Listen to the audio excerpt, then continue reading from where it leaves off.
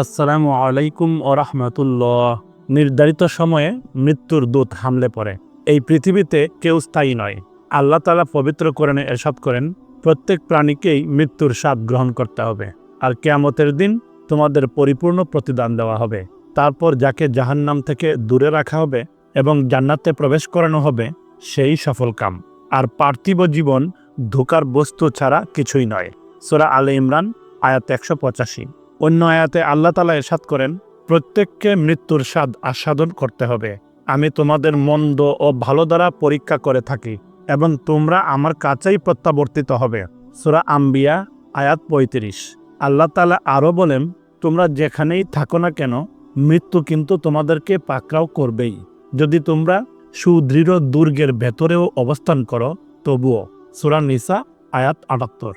আত্মীয়স্বজন, আপনজন কিংবা কাছের অপরিচিত কেউ পৃথিবী ছেড়ে চলে গেলে মানুষ কষ্টে ব্যথাতুর হয়। তাদের স্মরণ করে প্রতিনিয়ত স্মৃতিকাতর হয়। বেদনার পলেস্তরা জমাট বাঁধে হৃদয় মনে।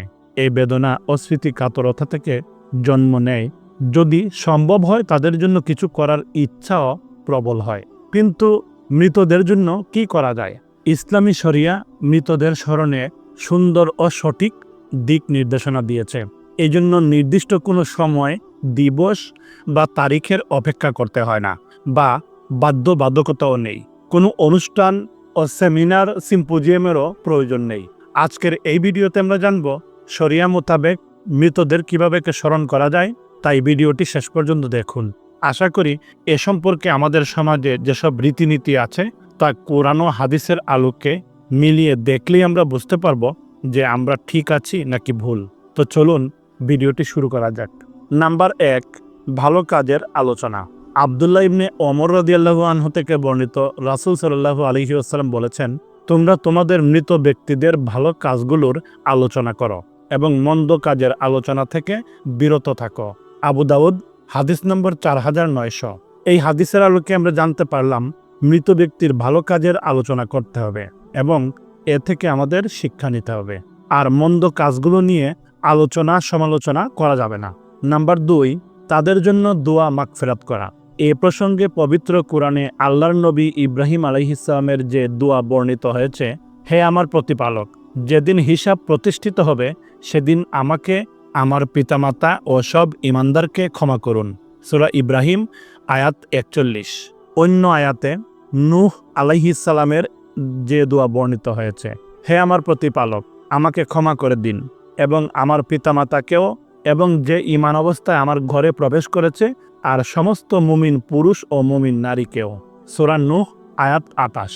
আবু হুরায়রা রাদিয়াল্লাহু আনহু থেকে বর্ণিত হাদিসে রাসূল সাল্লাল্লাহু আলাইহি ওয়াসাল্লাম ইরশাদ করেন, যখন মানুষ মারা যায় তার সব আমল বন্ধ হয়ে যায়, শুধু 3টি আমলের ফায়দা ভোগ করে: সদকায়ে জারিয়া, উপকারী জ্ঞান এবং সুসন্তান যে তার জন্য দোয়া করে।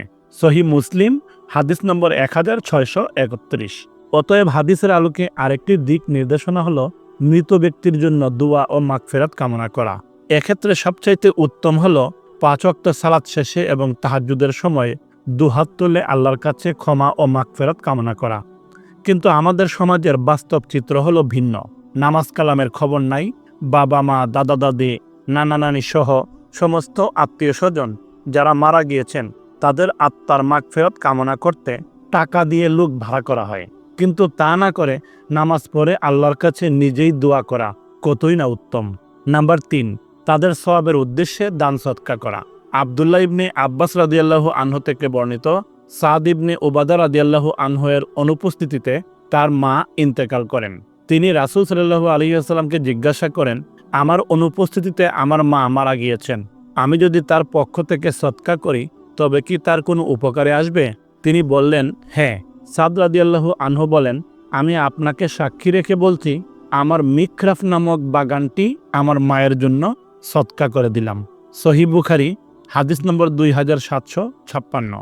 আবু হুরায়রা রাদিয়াল্লাহু আনহু থেকে বর্ণিত, এক ব্যক্তি রাসূল সাল্লাল্লাহু আলাইহি ওয়াসাল্লামকে জিজ্ঞেস করে, আমার পিতা ইন্তেকাল করেছেন এবং ধন সম্পদ রেখে গেছেন, কিন্তু ওসিয়ত করে যাননি। আমি যদি তার পক্ষ থেকে সদকা করি তবে কি তার গুনাহের কাফারা হবে? তিনি বললেন, হ্যাঁ। সহিহ মুসলিম হাদিস নম্বর 1630। নাম্বার 4, মৃতদের কবর জিয়ারত করা। আব্দুল্লাহ ইবনে মাসুদ রাদিয়াল্লাহু আনহু থেকে বর্ণিত, রাসূল সাল্লাল্লাহু আলাইহি ওয়াসাল্লাম বলেন, আমি এর আগে তোমাদের কবর জিয়ারত করতে নিষেধ করেছিলাম, তবে এখন থেকে অনুমতি দিলাম তোমরা কবর জিয়ারত করো, কেননা তা তোমাদের দুনিয়া বিমুখ করে এবং পরকালকে স্মরণ করিয়ে দেয়। ইবনে মাজাহ হাদিস নম্বর 1571। হাদিসে বর্ণিত কবর জিয়ারতের একটি দোয়া। এই কবরস্থানের বাসিন্দা মুসলিম মুমিনদের প্রতি শান্তি বর্ষিত হোক। আমাদের পূর্ববর্তী ও পরবর্তী সকলের প্রতি আল্লাহ তাআলা রহম করুন।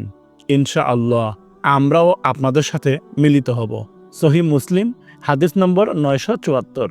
আমাদের দেশে কেউ মারা গেলে তার নামে তৃতীয় বা সপ্তম দিনে কুলখানি এবং 40তম দিনে 40 নামে যে ভোজনের আয়োজন করা হয় তা ইসলাম সমর্থন করে না।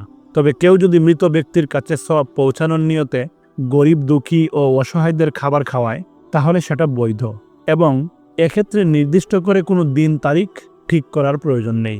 কিন্তু প্রথা বানিয়ে মৃত ব্যক্তির বাড়িতে যেভাবে খাবার ও ভোজন ও অন্যান্য অনুষ্ঠানের আয়োজন করা হয় তাতে ধনী গরিব ও বিভিন্ন স্তরের মানুষকে আমন্ত্রণ জানানো হয়।